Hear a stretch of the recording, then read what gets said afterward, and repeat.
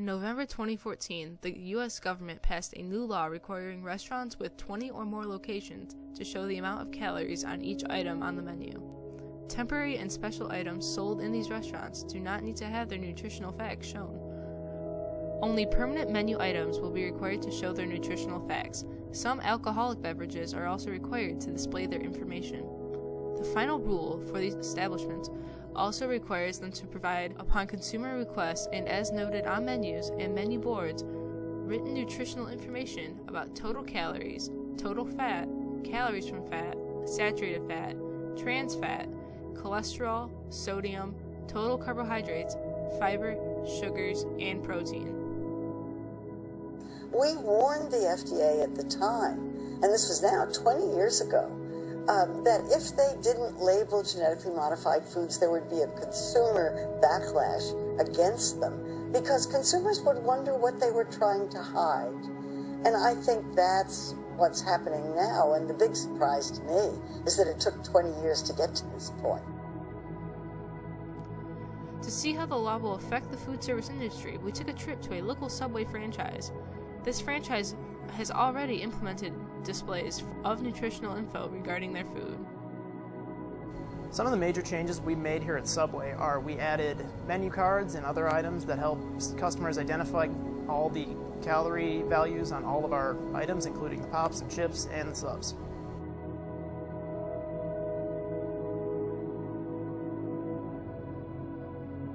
This store hasn't really been affected all that much by this because we've always been about fitness and freshness, so we might have even had it before this law was in place.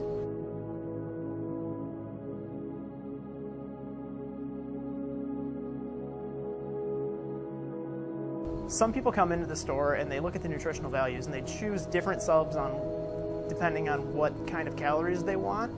We've had many people that have changed their minds by just looking at the calorie menu.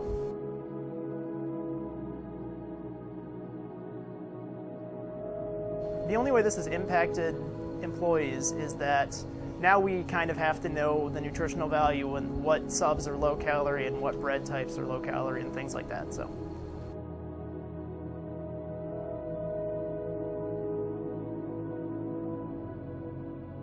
On the opposite side of the spectrum, privately owned restaurants have less focus on nutritional value and more value on the eating experience. We visited a small restaurant called Campari's to see how the law will affect this business.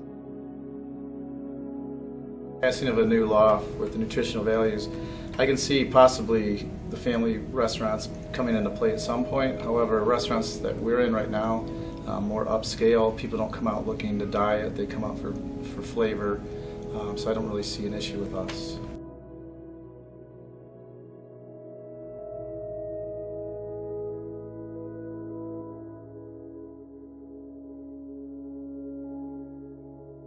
I don't see it affecting servers other than their knowledge, which would be a good thing. The knowledge has to be a little bit greater on the food that they serve because they need to know nutritional values and exactly what's in it, which is kind of what we teach here anyway because of all the allergies and some being fatal, that we have to know exactly what we're serving our guests.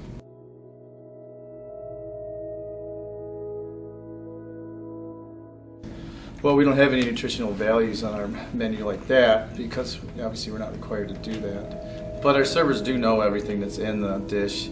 I can't say that they would know exactly the calorie content of all the dishes because it's just not something we're focused on.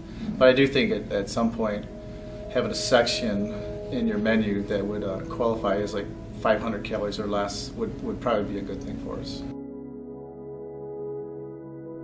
Larger franchises, such as fast food restaurant chains, will have a greater impact on their business because many customers look for a cheaper, healthier option when eating at these kinds of locations. Private businesses, for the most part, won't be affected by the laws as usually they will only have a few locations. Even if the law did happen to affect them, customers dine at these restaurants for a better meal, not necessarily looking for a healthy meal. The idea of this law is to promote a healthier lifestyle. Now the consumer will be able to choose for themselves what to eat by having a visual for what goes into their body.